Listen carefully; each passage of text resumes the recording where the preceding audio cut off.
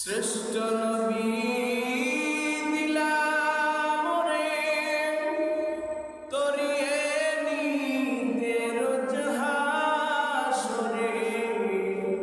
শ্রেষ্ঠ নবী দিলাম রে তরিয়ে নিতে রোজ হাসরে।